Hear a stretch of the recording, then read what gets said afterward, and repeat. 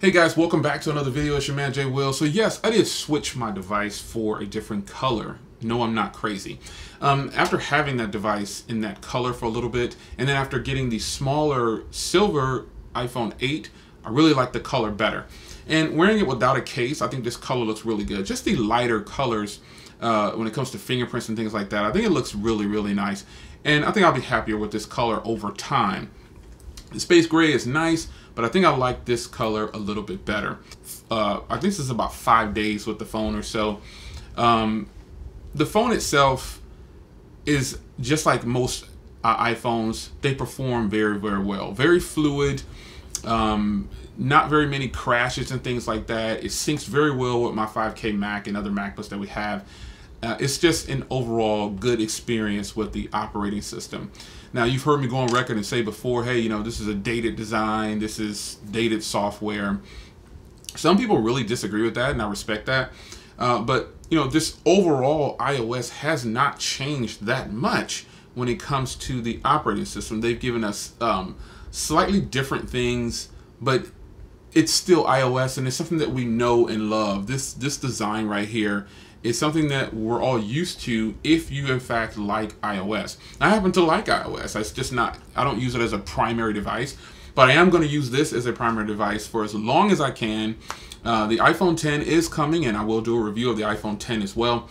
But I don't think this is a phone you should skip. I think that if you have the 7 Plus, there's plenty of videos out there showing that this camera is better than the 7 Plus, and I'll give you a comparison of the 7 Plus versus this at a later date. The phone itself it's been a good experience. I don't see why a person would want to skip this model right here. If you're an iPhone person, I know the 10 is coming, but remember the 10 starts at $1,000. The iPhone Plus model and the iPhone 8 start at $670 and $799. And while those both are very expensive, I think you should really consider your software experience. You know, I think that with me, I'm gonna get tired of unlocking my phone with just those two options, face and pin code. And I know what's gonna happen. I'm gonna switch to only pin code after a while. The facial recognition is not like on the Galaxy Note 8 where you have just the iris scanner. That's a lot. That's really fast. And it doesn't take much effort at all. But, you know, I haven't used the facial recognition yet on the iPhone X or iPhone 10, but I foresee myself, because we know ourselves very well, I think I'm going to get tired of doing that and just start using a pen when I do use that phone. But for now, the iPhone 8 Plus and the iPhone 8, they are great phones for iPhone users. There's a lot of advancements for iPhone users that are in these devices. The wireless charging, I'll admit, I've only used it since testing it in the video. I don't do wireless charging anyway, so that wasn't really a selling factor for me on that. What sold me the most on this phone is the cameras. I think the cameras are, bar none, some of the best I've ever used, and I'll demonstrate that in another video. But for now, it's just a quick follow-up video and unboxing my silver version of this device, and letting you know that the iPhone 8 Plus and the iPhone 8 are not iPhones that you should probably skip just to spend more money on the iPhone 10, because Apple tells you that's the future.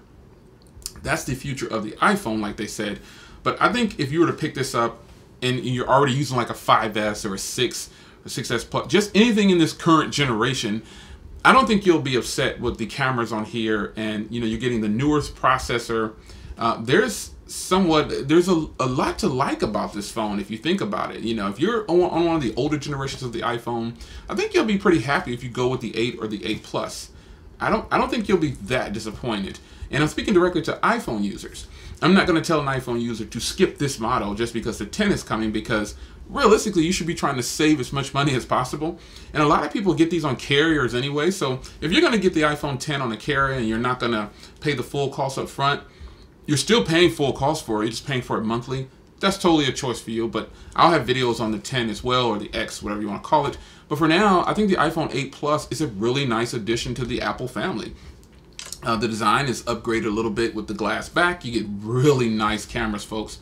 And I've already demoed those cameras, so be sure to check those out. And I'll try to remember to leave a link in the description of this video. But I don't think you should skip this phone if you are an Apple fan. If you're just an Apple fan, you get the advantage of having that wonderful 60 frames per second, and that is just a huge plus. I've been pushing that since day one, but I really appreciate what Apple is doing for Apple fans. And they're trying to give them these incremental updates, or they're doing a little bit of the piece of the pie. Like, think about their lineup right now. At first, it was just 1 or 2 iPhones. Now you've got the iPhone SE as the bottom line iPhone. Then you've got the iPhone 6, 6S, 6S Plus, 7, 7 Plus, 8, and 8 Plus. So, you know, you have these things. Then you're going to have the 10.